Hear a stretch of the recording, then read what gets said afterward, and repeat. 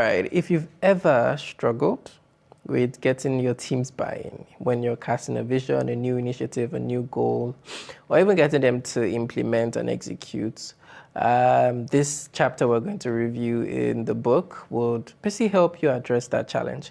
How to go about it and ensure that every time you put forth a new initiative, put forth a new goal, put forth a new direction for your team, they get to buy into it, and as well as you also have success in implementation. Welcome to the Leader Circle podcast, and my name is Oba, and we're on a book review series.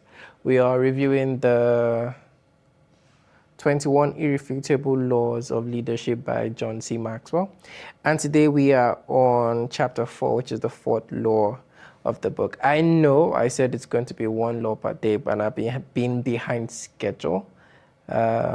Thanks to many priorities, work, and the likes. But we're going to go at an easy pace, no pressure.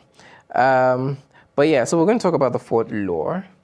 And the fourth law basically is the law of navigation, right? And I'm going to talk about the two things that stand out to me. So the first thing that stands out is the law of navigation basically states that, I'm reading from the book again, so you don't quote me, you quote John C. Maxwell.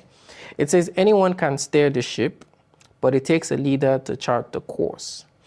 And the main idea that John C. Maxwell, the author of 21 Irrefutable Laws of Leadership, is putting forth is that leaders are supposed to chart the course. What that means is if you want your team to go from point A to point B in implementing anything, or you're going on a journey with your team, one of the most important things you need to do is you need to have gone the length and breadth of where you want them to go to. So it's the idea of you need to take them to a place that you have been.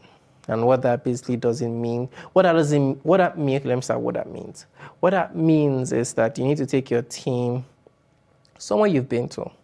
And being to doesn't basically mean that you must have implemented the vision before, but you must have gone through all of the intricacies and all of the elements of that initiative, that goal, that strategic priority, and this is basically doing the research work, doing the getting into things, looking into all of the elements that might be a stumbling block, what are the things that they might need along the way, what are the resources. So you're basically looking at every factor that is essential for that goal, that priority, that journey to be a success, and you're bringing that factor in at the beginning before you take them on the journey. And it makes sense to me because you're taking people somewhere they've not been to. You have seen the vision, but your job is to put the vision to them so that they can follow you on that journey. And most leaders struggle with that because you tell people about something that you want to do and you're most passionate about it, but the people aren't. And people are learning about that vision and they might get interested, they might be hyped up about it, but you've not done the groundwork of ensuring that every element that would ensure that the journey, the goal, and when I say journey, think goal, think the goal, the priority, think the things that you want to achieve at the end of the quarter, at the end of the year, everything that needs to happen for that goal, that vision to be actualized. You didn't put that in place. You didn't find out what those things are. Basically, you're supposed to chart the course by ensuring that you know what is needed at every course. You know what is needed at every yard, every step of the way towards the goal, right? And that's basically the job of the leader. And that's what he means when he says that anyone can steer the ship, but it takes a leader to chart the course. And he basically spoke about the fact that you need to, first of all, do the groundwork. And the groundwork enables them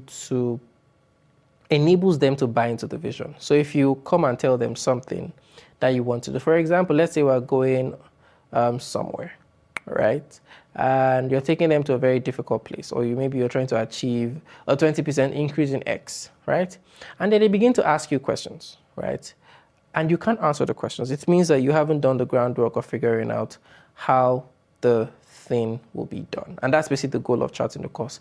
The idea of charting the course is you looking at how everything will be done, coming up with your plan on how everything should be done, and then putting it forward to the team and letting them also ask the questions and letting them also, should I say, give input so that you can basically build the plan appropriately, right? So the idea is that every leader needs to go the length of the journey by planning, by research, by getting all of the things that are needed for it to be successful, and looking at all of the facts, all of the elements that are essential for the vision or for the goal or for the objective to be successful, right?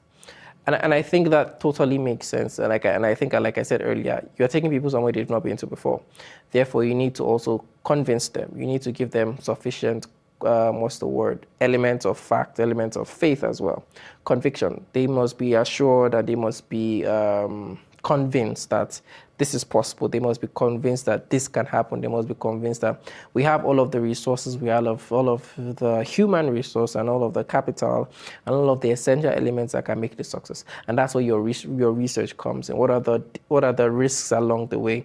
You've mapped out all of the risks along the way. You've mapped out how we're going to address all of the individual risks. And that just gives them a sense of confidence, a sense of trust, and it also increases your influence when you work with them. So I think that's the first thing. Now, the second thing he spoke about, which is something I'm going to read, he spoke about. Now, the second thing he spoke about within this is basically something I'm going to read. And then I'm going to read, he spoke about 4 things. So he says, before good leaders take their people on a journey, they go through a process in order to give the trip the best chance of being a success. And the first one is, if you're going to be a navigator, you must draw on past experience. So what that means is basically looking back, looking to the past, looking at the things that happened in the past, and learning from failures, learning from successes, learning from the things that you are skilled at, learning from the things that you might have failed at in the past, learning from history. Right? Has this been done before? What does history say about the thing that you're about to do? So you might need to do a research. Maybe it's a market insight, a global research, a competitive analysis, something that just brings you to that point where you understand what has been happening before now. Right? So good navigators need to always draw from the past, right? And the past basically teaches you things that you need to apply in the present. Right? So it gives you true perspective, it increases your confidence, it clarifies the big picture, and it takes a good experience and it makes it a valuable experience.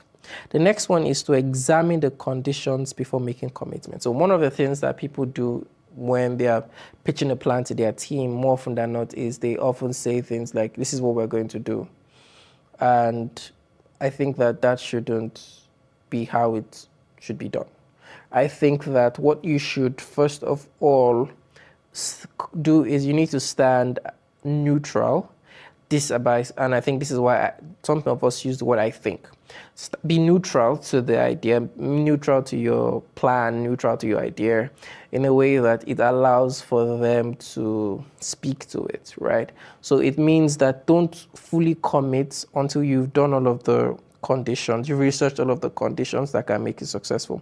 So it's to say that I have drawn from my experience, I've seen all of the things that I have learned. So what are the conditions that would make this goal successful? And I begin to map it out. So imagine, I think this week I went on a hike, right? One of the things that we needed to do before going on the hike is to ensure that we have all of the resources that we need to go on the hike. So you need to have water, you need to have good shoes, you need to wear the right outfit, you need to carry some additional gear, right?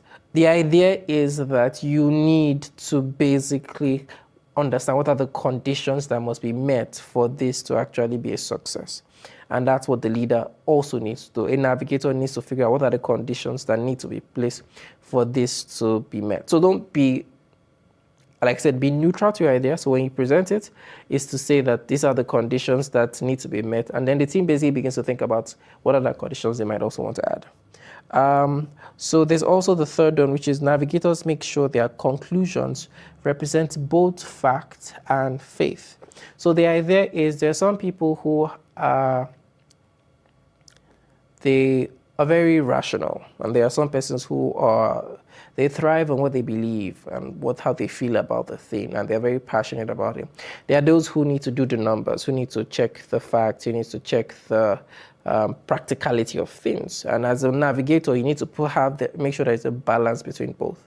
It is to say that I am ensuring that I am not super positive in the belief, feeling, and passionate elements, and I abandon the facts. It's to say that, oh, I believe that tomorrow will be a great day, and you've not checked the weather.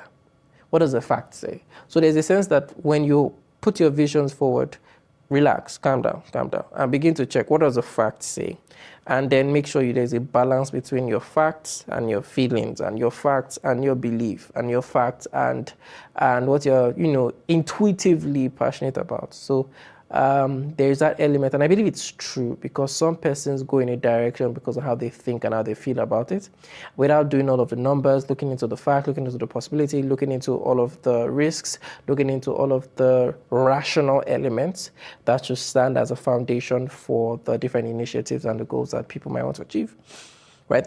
And the last one, which is navigators listen to what others have to say.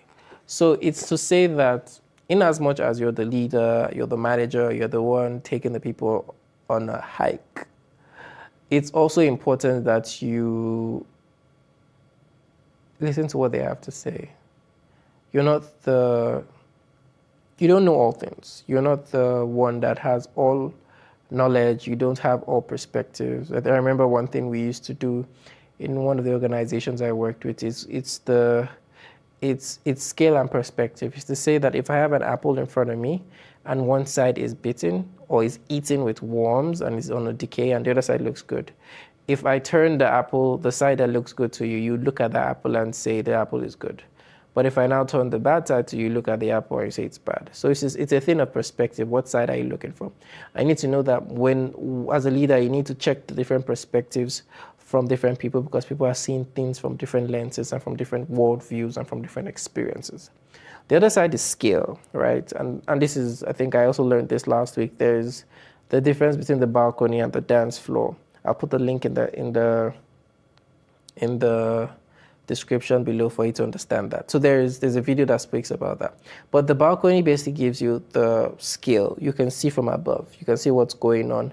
But when you're on the dance floor, all you can see is the person in front of you and your immediate environment. So if you are too close to the work, too close to the goal, too invested in it, you might not see at scale like the balcony. And it's also a thing of hierarchy in organizations. People see suits, people see things at a different level from people who are implementers and individual contributors. So there's a sense in which that you need to understand that there's scale. So you need to listen to everybody and hear their perspectives around it. So you might be seeing it at the height that they might not be seeing it at. And they are seeing it from a place of, I'm the one implementing it, I'm the one doing the job. Therefore, I know what I go through. I know the things that are happening on ground. Therefore, you need to listen to that. And there's also the sense of the experts in the room.